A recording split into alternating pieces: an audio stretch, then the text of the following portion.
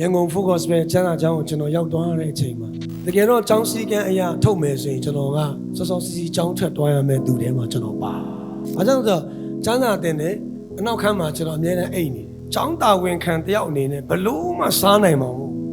။ချမ်းသာကျောင်းတက်ဖို့လာတာအနောက်မှာအိတ်နေတယ်ဆိုတော့တော်တော့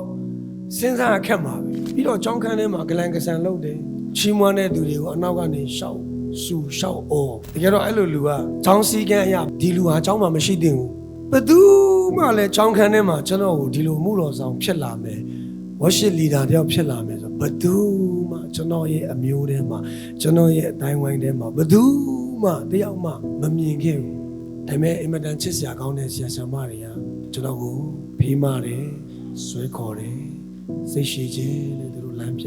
အဲ့ဒီအချိန်မှာလားဆရာဆရာမတွေကကျွန်တော်ကိုကြိုပြီးကြောင်းထုတ်ခဲ့မယ်ဆိုရင်ကျွန်တော်ခင်ဗျားတို့နဲ့တွေ့ဖို့လည်းမဖြစ်နိုင်ဘူး။ဒါပေမဲ့အဲ့ဒီကြောင်းခန်းထဲမှာအမြဲတမ်းအိတ်နေခဲ့တဲ့လူငယ်လေးတယောက်ကဒီနေ့ဘုရားသခင်တွေများစွာရေးပြီးတော့ဘုရားကိုချီးမွမ်းကိုးကွယ်ခြင်းမှာဥဆောင်တဲ့လူတွေများစွာအတွက်ကောင်းကြီးဖြစ်စေတဲ့ worship leader တယောက်ဖြစ်အသုံးတော်ခံခွင့်ရလာတယ်။ဒါကြောင့်လေ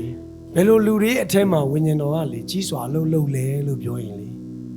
ကိုတော့ကျွန်တော်မတတ်နိုင်ဘူး။ဒီကိစ္စတော့ကိုတော့ဒါမလုပ်နိုင်ဘူးနော်။ရိုးသားတဲ့နှလုံးသားနဲ့ဝိညာဉ်တော်ကိုဥဆောင်ခွင့်ပေးမယ်ဆိုရင်အယံလာပါတဲ့တက်တည်တွေဝိညာဉ်တော်လှုပ်သွားပါလိမ့်မယ်